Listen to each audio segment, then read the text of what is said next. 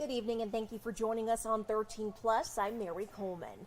Tonight we are talking guardrails. As we know, they are meant to protect drivers from danger, to keep them from falling off a roadway, or to cushion them in a wreck. They can even reduce serious injuries up to 47% when they're installed correctly. But when they're not installed correctly, experts say they can turn from life-saving devices to killers on our roadways. Reporter Kristen Crowley shows us how big the problem is and just how little is being done to fix it. For most parents, it's easy to talk about their kids. Well, he was a good-looking kid. He was a pretty good athlete. And he was very smart. But most parents haven't lost their child. Just full of life. Like Joey Beck did. Why did it have to be him? I would rather have been me. Seth Beck died in 2019 after crashing into a guardrail on a stretch of highway in Missouri. Crash scene photos from investigators show the mangled steel lying in the road. Seth's car, unrecognizable. The top of the car was ripped right on the welds, like a can opener. So from the guardrail? From the guardrail, went straight through, all the way out his car. Before your son's crash, had you ever heard of any issues of people dying after hitting guardrails? No.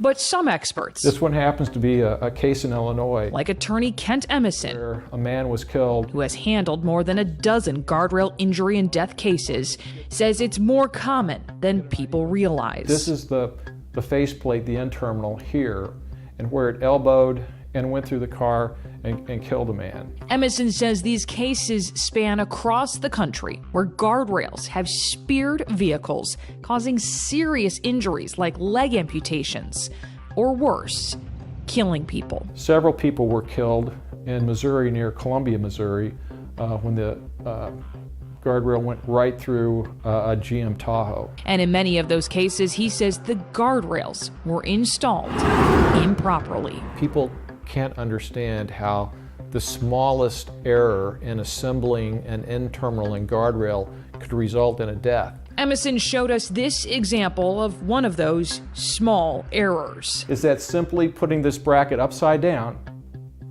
caused the failure. Improper installation and caused the failure. In 2020 in Oklahoma, a 54-year-old woman hit this guardrail. The end terminal and guardrail went right through this full-size pickup and killed the lady driving this pickup in 2020. Emerson says any installation error could contribute to the guardrail locking up, turning the device into a spear. They need to understand the amount of technical finesse that goes into a guardrail design. Brian Kuhn is a crash reconstructionist who's inspected hundreds of guardrail crashes for attorneys and has a doctorate in engineering.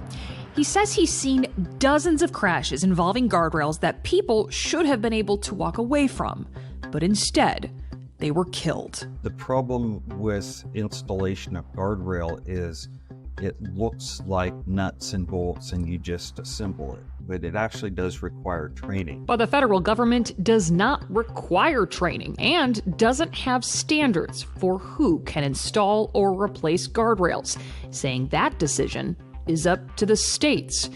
Private contractors and DOT workers often do the installation and repairs, but that's not always the case. This lawsuit, filed in Florida, alleges inmates repaired a damaged guardrail improperly, causing a man to lose his leg after he crashed into it. Is it safe to say that there are tens of thousands of guardrails on the roads right now that are misinstalled? At some level, yes. Could the federal government do something to make guardrails safer? Absolutely.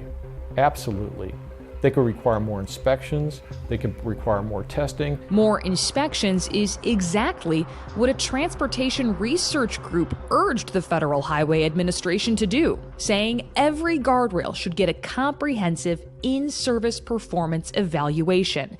That was back in 2014, and Emerson says that still hasn't happened. Until it does, he says deaths from improperly installed guardrails will continue. How well known do you think this issue is among most Americans? Almost no one is aware of it. But the DOTs, they know. They know. The manufacturers know. They know. the FHWA knows. They know. Absolutely. And now,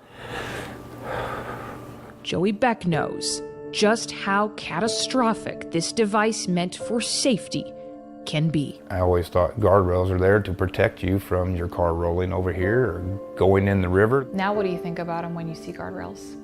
It's death.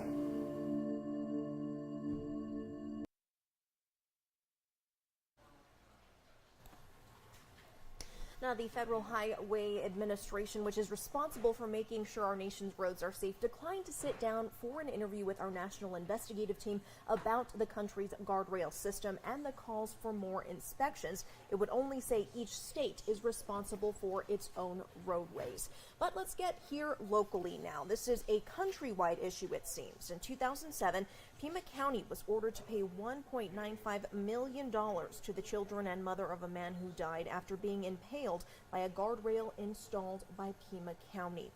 This stemmed from a crash in March of 2005. Now, Pedro Ferrer was driving west on West Orange Grove Road near North La Cañada Drive when he swerved across the center line, sideswiped another vehicle, and crashed into the guardrail.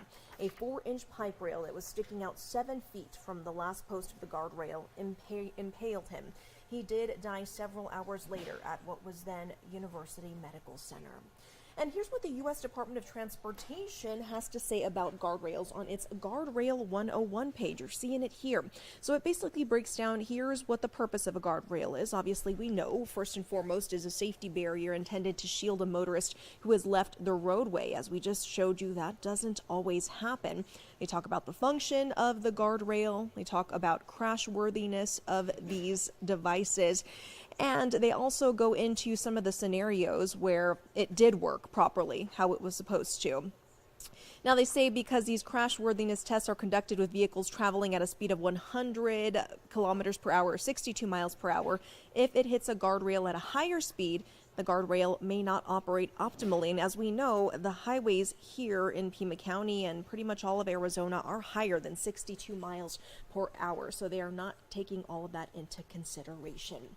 But we are continuing to investigate issues that impact all of you at home. Be sure to stay with us. We will be here at 7 o'clock Monday through Friday. We hope you have a great evening. And before you go, we're going to leave you with a live look outside.